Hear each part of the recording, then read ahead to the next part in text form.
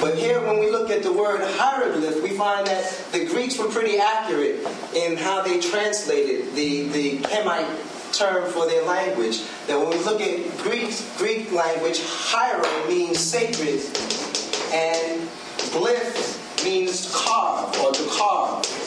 All right, to carve. And so when you put the word hieroglyph together, what you have is sacred carving. Sacred carving. It's a pretty accurate translation for what the people of Kemet called their language. Of course, the people of Kemet didn't call their land Egypt. They called their land Kemet. Kemet means the black land, and this is debatable as to whether they call it the black land because the people who lived on it were black, or because the earth, the soil, the mud that was to flood every year with the Nile would create a very fertile black soil. But so when we're looking at the translation for the word, you know that the Greeks, they translated the language as hieroglyph. But the people of Kemet, they didn't speak Greek, so they didn't call their language hieroglyph. They called their language Medu Necher. All right? Or Medu, sometimes it's spelled Medu Necher. Not really sure what the vowels were in between the consonants as our linguists will teach us in classes to come. But this is the term that has been used to describe how the people of Kemet, what they call their own language. Now it's very interesting that when you know people from Italy, they speak, what do they speak in Italy? Italian. When you go to France, people in France, they speak. When you go to Germany, people in Germany speak. When you go to Spain, people in Spain speak. Very interesting that the people of Kemet, they didn't speak Kemetian. Very interesting that the people of Kemet, they didn't speak Kemite. Alright? That the word that they took for their language really represents how they saw themselves.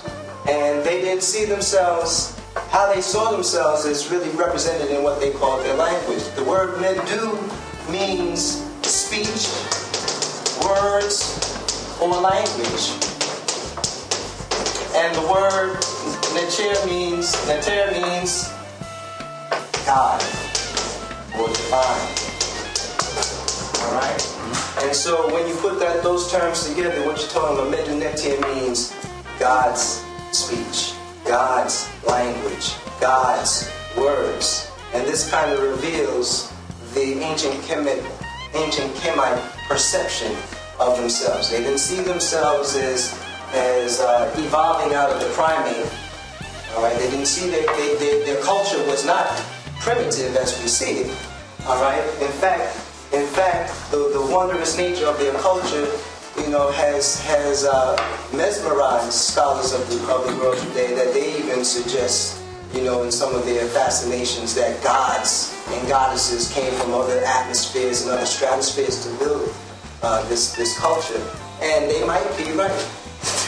They might be right that when we're talking about this culture and when we're talking about the importance from the documentary of Orion's belt and the star Sirius B, what we call the star Sirius B today, you know, this really reveals the cosmogony of ancient Kemet and what they said about human origins. And when I teach the children and when I teach my classes, I say that, as Dr. Malala Karenga teaches, that the definition of culture is thought and behavior. Thought that leads to behavior. And one of the primary areas of cultural thought is what we call cosmology, or what we also call theology, also referred to as mythology sometimes. All right? All these terms really mean is how a culture perceives the nature of its relationship with itself and the universe. And if that culture believes in a divine mind that created the universe, then they have a cosmology that goes beyond just a cosmology. They have a theology, because ology means study of, the means God. All right? And so when we're studying the cosmology of ancient Kemet, You know, the first part of a cosmology is what they call a cosmogony. The first part of a theology is what they call a theogony. And a cosmogony is a culture's perception of how the universe originates. And a theogony is a culture's perception of how the first God humans of that culture descend from the heavens to the earth. And this is a central aspect of Kemetic cultures, that you have to look at the culture from its theogony or cosmogony perspective. Looking at that, the people of Kemet, they believe that the universe was created by divine intelligence. And they had several names for the divine intelligence that they said created the universe. One of his most popular names was Ra. Alright, but that's not, from my reading, that's not the oldest of his name. That prior to being referred to as Ra, he was referred to as Atum. Atum, prior to Atum, or prior to Ra also, was the name Amen. Amen. And so at certain times in the history of Kemet, these three terms were combined. Sometimes the creator was referred to as Atum Ra. Sometimes he was referred to as Amen Ra. Alright, but the whole idea of human beings being connected to a divine mind that constructed the universe, that's not something that humanity was taught from Abraham.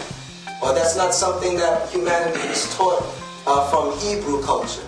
That's something that existed in the Nile, even prior to Egyptian culture. That it's important that we know. Well, I'm trying to get to the cosmology at this point. All right, and so to really talk about the cosmology of ancient Egypt, let me give you a handout that I copied from a book from Nile Valley culture called The Book of Knowing the Creations. The Book of Knowing the Creations. And maybe, are y'all all right? Take your time, Brother Shabazz. Take your time. Ra's description of his creation. Quite often we talk about Egyptian religion or Egyptian theology or Egyptian culture, Westerners have really given Egyptian culture a bad name.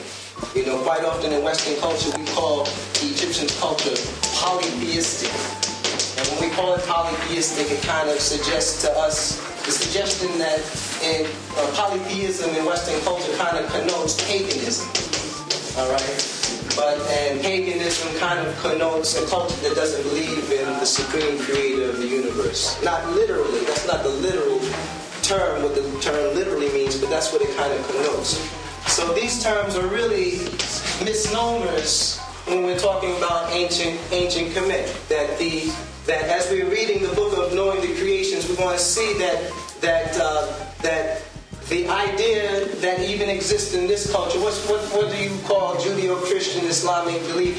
You classify it religiously as monotheistic, or the idea that these cultures produced the idea first that there was just one supreme creator or one creator. But the idea of monotheism, you will see manifest itself right here in the Book of Knowing the Creations. We're reading it just to remind you that this is the oldest deciphered literature in the world.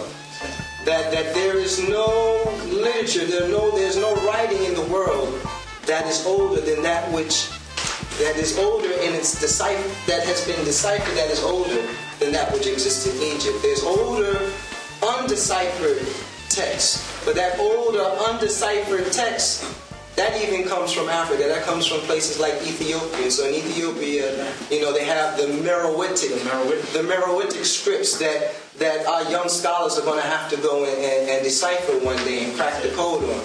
All right, but those Meroitic scripts are actually older than the Egyptian writing, but they have yet to be deciphered.